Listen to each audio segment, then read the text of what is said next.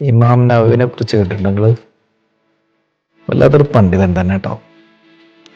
എൻ്റെ ഹൃദയത്തെ സ്പർശിച്ചൊരു കഥയുണ്ട്. അദ്ദേഹം പള്ളിയിൽ നിന്നോ അല്ല നടന്നുകൊണ്ടിരിക്കുമ്പോഴോ അദ്ദേഹത്തിന്റെ തൊപ്പി മോഷ്ടിച്ചുകൊണ്ട് ഒരു കള്ള ഓടിപ്പോയി. അപ്പൊ കള്ളനെ സാധാരണഗതിയിൽ എന്താ ചെയ്യുക നമ്മള്? ഒരു കള്ളൻ നമ്മളെ എന്തെങ്കിലും മോഷ്ടിച്ചോടി അതിന് പിന്നാലെ ഓടും അല്ലേ? നബിമാവും പിന്നാലെ ഓടി. നമ്മളെന്താ വിചാരിക്കുക? ഓടുന്നത് തിരിച്ചു വാങ്ങാനാണെന്നല്ല വിചാരിക്കുക. പക്ഷെ അദ്ദേഹം ആ കള്ളന്റെ പിന്നാലെ ഓടിയിട്ടേ കള്ളന്റെ അടുത്തെത്തിയിട്ട് പറയുന്നത് എന്താ, ഇത് നിനക്ക് ഞാൻ തന്നിരിക്കുന്നു, ഗിഫ്റ്റായിട്ട് തന്നിരിക്കുന്നു.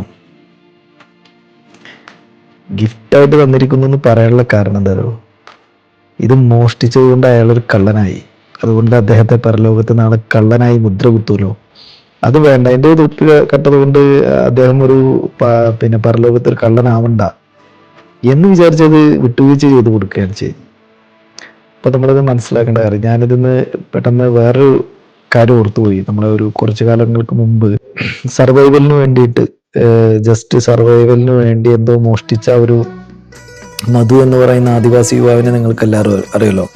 അപ്പോൾ ഭക്ഷണ സാധനങ്ങൾ മോഷ്ടിച്ചതിന്റെ പേരിൽ തന്നെ തല്ലിക്കൊല്ലുകയാണ് ഉണ്ടായത്. അപ്പോൾ ഈ വിട്ടുവീഴ്ച മനോഭാവം എന്നൊക്കെ പറയുന്നത് സംഭവം തന്നെയാണ് അല്ലെ? എല്ലാവർക്കും പറ്റിയ കേസല്ല. അതിലപ്പോ നബിമാമിലും ഉത്തമമായ ഒരു മാതൃക ഉണ്ട്. കാരണം ആ വിട്ടുവീഴ്ച എന്ന് പറയുന്നത് എല്ലാവർക്കും പറ്റിയൊരു കേസല്ല അല്ലെ?